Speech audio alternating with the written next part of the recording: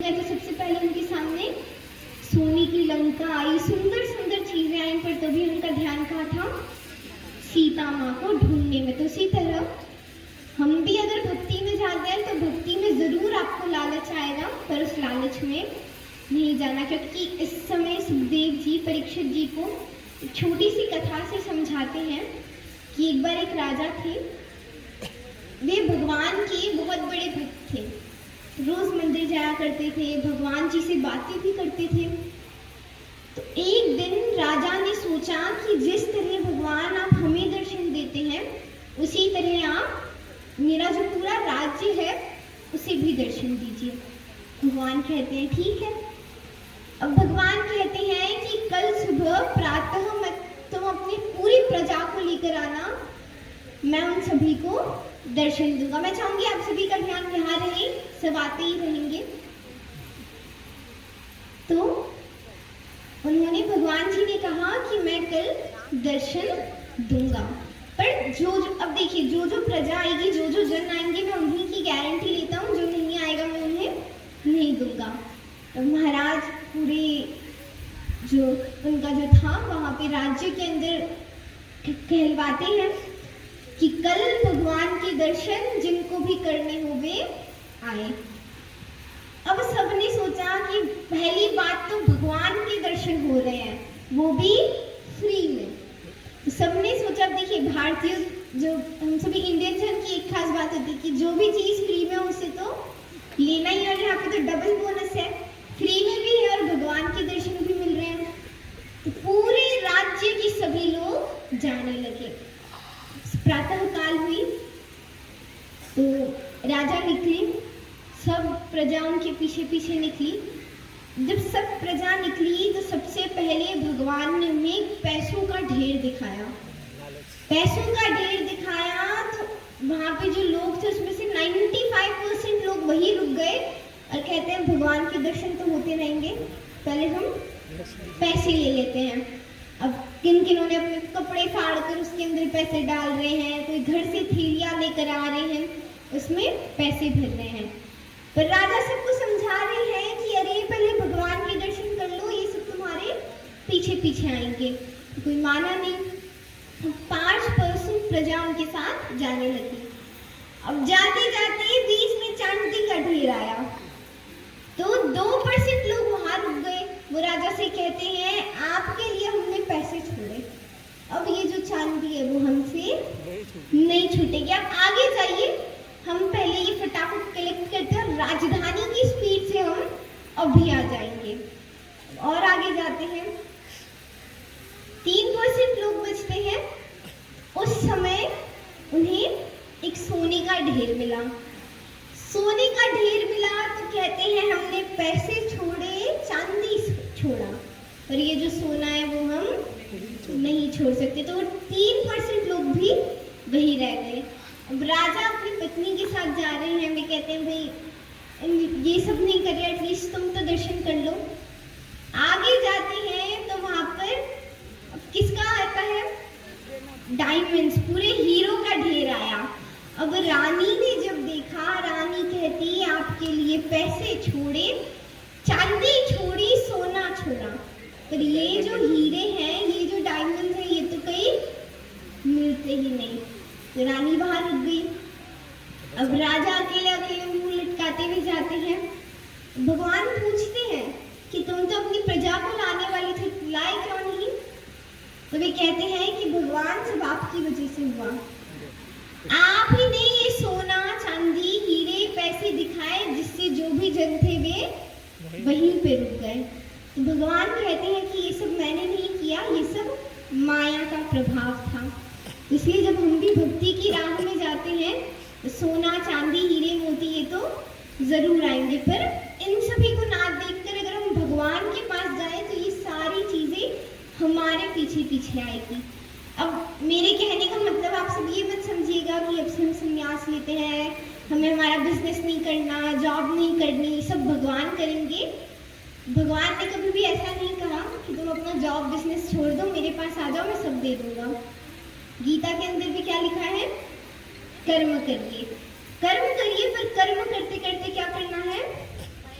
स्मरण करते रहना है, भगवान का नाम जाप करना है। क्योंकि देखिए महाराज, धनोपार्जन भी जरूरी है, क्योंकि जो हमारी भौतिक जीवन है उसे हम अच्छे से चला सके, हमारी जो कुछ भी इच्छाएं हैं छोटी मोटी उन्हें पूरी कर सके, उसके लिए धन की तो आवश्यकता है, पर धन का कद उससे ज्यादा बड़ा नहीं होना चाहिए। हनुमान जी महाराज से ये सीख देना चाहते हैं कि वे लंका गए तो सामने उन्हें कितनी सोने की चीजें मिली, पर उनका ध्यान वहां नहीं गया, उनका ध्यान गया भक्ति के पास। और जब भक्ति के पास ध्यान गया तो उन्हें भक्ति मिल भी गई, यानी माता सीता मिल गई। फिर माता सीता मिली, उनकी चर्चा होती है। अब हनुमान जी जाते हैं और पूरी लंका को अपनी पूंछ से जला देते हैं। फिर राम जी आते हैं, राम सेतु बनाते हैं, युद्ध करते हैं, और युद्ध के अंदर राम जी रावण को मार देते थे। एक बार दोनों हाथ उठाकर बोलिए, रामचंद्र भगवान की जय। अब यहाँ पर एक संत विनोद में एक छोटी सी कथा लिखते हैं। तो ये कथा आपको कोई पुस्तक में नहीं मिलेगी, क्योंकि ये कथा वैसी है कि एक संत अपने नेत्र बंद कर रहे हैं और उनके नेत्रों के सामने ये सारे दृश्य हो रहे हैं। तो वे कहते हैं कि एक बार रावण और हनुमान जी की ये कथा है। तो एक बार हनुमान जी बैठकर अपनी तपस्या कर रहे थे। अब रावण ने सोचा कि जब तक ये रहेंगे तब तक तो मैं कुछ नहीं कर पाऊंगा, क्योंकि मैं कुछ भी करने जाता हूँ, कभी लंका जला देते हैं, कभी संजीवनी ले आते हैं। तो ये हमेशा राम जी की सहायता करते हैं। तो मैं आज इन्हें ही मार देता हूँ। तो ना रहेगा बांस ना बजेगी, ना रहेगा बांस ना बजेगी बांसुरी। तो वे जाते हैं। अब जाते हैं तो हनुमान जी महाराज बैठे थे, उनकी पूंछ पीछे थी। तो रावण कहते हैं कि इनकी पूंछ को ही, क्योंकि प्रॉब्लम इनसे भी ज्यादा इनकी पूंछ की है।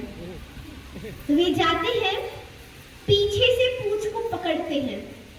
अब जोर से उन्होंने पूंछ को पकड़ा, पर एकदम वो खींच रहे हैं। हनुमान जी हल्का सा जाकर उन्होंने कहा ये क्या हो रहा है, मतलब उनको इतना भी ज्यादा फर्क नहीं पड़ा, पर मुझे लगा कि यार ये हल्की सी हलचल क्या हो रही है। और पीछे देखते हैं तो वहां था रावण। तो हनुमान जी महाराज जरा सा ऐसे करते हैं और रावण जाकर 100 कोस दूर जाकर वो गिरता है। पर वो रावण है, इतनी जल्दी हार मान ली तो रावण ही क्या। रावण कहता है कि अब अपनी सेनाओं को भेजो।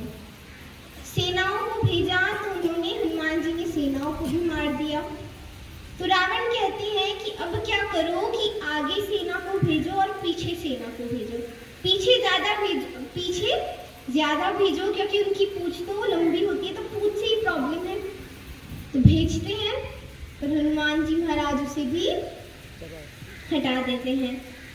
अब वे कहते हैं कि अब हम इन्हें भेजते हैं, जो अमर सेना है उसे भेजते हैं। तो हनुमान जी तो कुछ कर ही नहीं पाएंगे, तो अमर सेना को भेजते हैं। अब देखिए यहाँ पे सब चिंतित हो गए कि अब अमर सेना आ रही है तो हम इसे मार तो नहीं सकते। हनुमान जी महाराज बड़े ही कॉन्फिडेंट हैं। जैसे ही जो अमर सेना आई, उन्होंने, हनुमान जी ने अपनी पूंछ में लेकर सभी को पृथ्वी के बाहर फेंक दिया, कि कहा कि अब तुम अमर हो, अब पृथ्वी के आसपास चक्कर लगाते रहो। तो इस प्रकार की कथाएं आती हैं। तो राम जी ने रावण का वध किया, फिर राम जी आते हैं अयोध्या में और वे शासन बहुत अच्छे से करते हैं। अब यहाँ पर सुखदेव जी महाराज परीक्षित जी को प्रहलाद महाराज और भगवान विष्णु की चर्चा बताते हैं, क्योंकि उनकी जो चर्चा है उससे हमें बहुत कुछ सीखने के लिए मिलता है। अब यहाँ पर प्रहलाद महाराज कहते हैं कि भगवान मैं तो हूँ 5 वर्ष का। प्रहलाद जी कहते हैं कि मैं तो केवल 5 वर्ष का हूँ, पर मेरा विवाह 5 स्त्रियों के साथ हो गया। भगवान चकित हो गए। भगवान ने कहा कि 5 वर्ष के और 5 स्त्रियों के साथ विवाह कैसे हुआ। तो वे कहते हैं कि वह 5 स्त्रियां और कोई नहीं है। पहली स्त्री तो मोह माया रूपी है, काम क्रोध लोभ मोह, इन्हीं स्त्रियों के साथ मेरा विवाह हो गया। मैं जितना इनसे दूर जाने की कोशिश करूं, ये मुझे अपने पास खींच ही लेते हैं, मुझे अपने पास बुला ही लेते हैं। तो मैं इससे छुटकारा पाऊं तो कैसे पाऊं? आप सभी का भी प्रश्न होगा। हम भक्ति की तरफ बढ़ते हैं, पीछे से बोलता है कोई कि हम भक्ति कर रहे हैं, तभी आवाज आती है, अरे चाय कहाँ है, अरे टिफिन बॉक्स कहाँ है, अरे ब्रश नहीं करवाया बच्चे को। यानी भक्ति करे नहीं कि पीछे से आवाजें शुरू। भगवान कहते हैं मैंने तुम्हें भोग इसलिए नहीं, क्योंकि जितना हम भोगों का उपभोग करेंगे उतना ही वे बढ़ते जाएंगे। यानी छोटा सा एग्जाम्पल कि ऐसा तो है नहीं कि हमने एक बार रोटी खाई, अब हम कहे कि अब से हमें भोजन करना ही नहीं है। ऐसा तो है नहीं कि आपने सुबह रोटी खाई, आपका स्टमक फुल रहेगा, फिर आफ्टरनून के अंदर आपको भूख लगेगी, आप और भोजन करेंगे, इवनिंग में भूख लगेगी और भोजन करेंगे। ऐसा तो कभी हमने किया नहीं कि एक बार हम भोजन कर लेंगे, अब जीवन भर कभी भी भोजन नहीं करेंगे। तो भगवान यहाँ कहते हैं कि जितना ज्यादा भोगों का उपभोग लेंगे उतना वो आपके पास आएंगे। प्रहलाद महाराज कहते हैं कि भगवान हम ऐसी सिचुएशन में क्या करें? तब भगवान कहते हैं कि उनका त्याग करो। उनका क्या करो? त्याग करो। अब प्रहलाद महाराज कहते हैं कि प्रभु आपने दुनिया इतनी सुंदर बनाई कि त्याग तो हम कर ही नहीं सकते। भगवान कहते हैं मैंने दुनिया सुंदर इसलिए थोड़ी ना बनाई कि तुम भोगों का उपभोग करो, मैंने तो इसलिए बनाई ताकि तुम्हें लगे कि तुम्हारे साथ भी कोई है। इस कारण से मैंने इस दुनिया को सुंदर बनाया। यहाँ पर भी कहते हैं, अब जैसे होता है ना कि हम पूजा कर रहे हैं, अब सोचिए कि आप पूजा कर रहे हैं, तभी एक मेहमान आए, उसी समय आपके बच्चे को आपको रेडी करना है, उसी समय एक छोटा बच्चा रो रहा है, कोई कह रहे कि टिफिन बनाओ ये वो। तो ऐसी सिचुएशन में आप भक्ति कर पाएंगे? नहीं। पर ऐसा हो कि आप भक्ति करने बैठे, कोई आवाज नहीं, बच्चे स्कूल गए हैं, छोटा वाला बच्चा सो रहा है, कोई मेहमान नहीं आए, कुछ नहीं हो, तो उस समय हम भक्ति अच्छे से कर सकते हैं।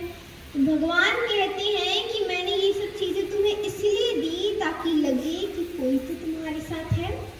घर इसलिए दिया ताकि तुम्हें लगे कि तुम बिना छत के नहीं हो। परिवार रिश्तेदार इसलिए दिए ताकि तुम्हें लगे कि मेरे पास मेरे सुख दुख कहने के लिए कोई जंतु है। तो इस तरह ये भगवान चर्चा करते हैं और वे आगे अब पूछते हैं कि हम त्याग करें तो करें कैसे। तो जैसे एक सेठ जी की कथा आती है ना कि एक गांव में पानी की बहुत कमी हो गई। सेठ जी ने कुआं बनवाया। कुआं बनवाया तो वहां पर एक बच्चा खेलते खेलते उस कुएं में गिर गया और गिरने से उसकी मृत्यु हो गई। मृत्यु हुई तो उसके माता पिता बड़े क्रोधित हुए। उनके माता पिता ने कहा कि गलती मेरे बच्चे की नहीं, ना ही कुएं की है, गलती है उन सेठ की जिन्होंने यह कुआं बनवाया। अगर कुआं नहीं होता तो मेरा बच्चा इसमें गिरता ही नहीं।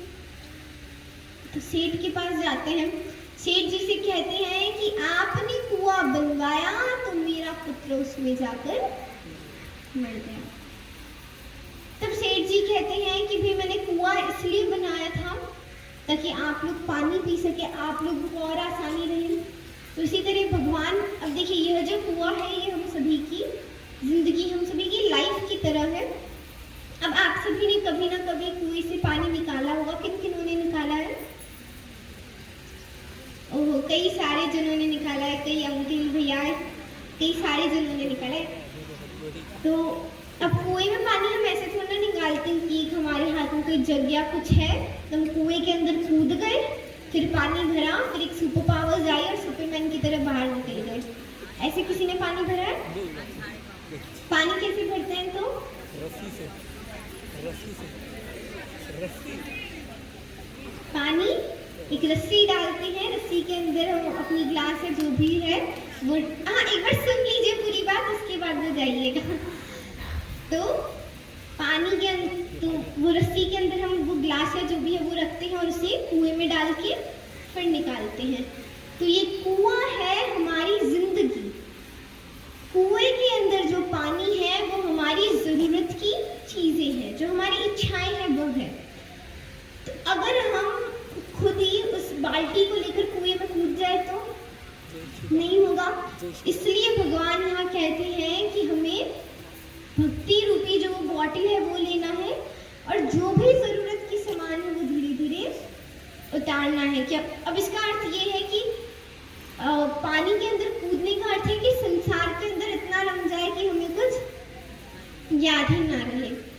इसलिए संसार में रहे पर ये मानकर रहे कि जो कुछ भी हो रहा है वो परमानेंट नहीं है और जो भी आपकी आवश्यकता की चीजें हैं उन्हें आप कुएं से बाहर निकालें। भगवान कहते हैं कि मैंने तो इसलिए किया कि आप सब सुखी रहें, पर अगर ये चीजों से तकलीफ हो रही है, अगर इन उपभोगों को आपको नहीं भोगना है तो इसका त्याग करना होगा। त्याग कैसे करेंगे? जो खुद में बदलाव लाएंगे, क्योंकि कहते हैं ना कि जो चोर होता है उसको हर किसी में चोर दिखता है और कोई भोला व्यक्ति है और उसे कोई आप बात ऐसी बता दे वो कहेगा कि दुनिया इतनी भी बुरी थोड़ी ना है। हम क्या कहते हैं, तुमने दुनिया देखी ही कहाँ है, तुम तो छोड़, अभी तुम भोले हो, तुम भोले हो इसलिए तुम्हें सब भोले दिखते हैं। इसलिए खुद को बदले ना कि दुनिया को बदले। बदलाव पहले हमें कहाँ लाना है? खुद में। क्योंकि एक कथा आती है कि एक बार एक राजा थे, उनकी एक पुत्री थी। अब पुत्री चलते चलते उनके पैर में, उनकी पुत्री के पैरों में कांटे लग गए। कांटे लगे तो वो जोर जोर से रोए। अब उनके जो पिता थे, जो राजा थे, उनसे वह देखा न गया।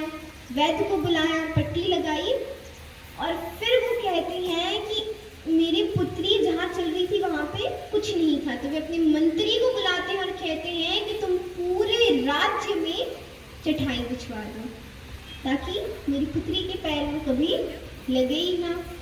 अब मंत्री कहे इतनी चटाई लाऊं तो मैं लाऊं कहाँ से, क्योंकि राज्य बहुत बड़ा था।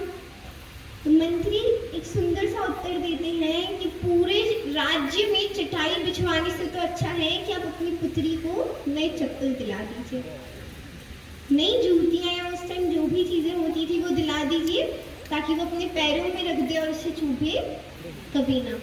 तो इसलिए बदलाव दूसरों में ना लाए, बदलाव पहले खुद में लाए। अच्छाई दूसरों में ना ढूंढे, अच्छाई पहले, क्योंकि हम जैसे होंगे दुनिया हमें। तो इसलिए हर चीजों को अंदर ढूंढिए ना कि बाहर।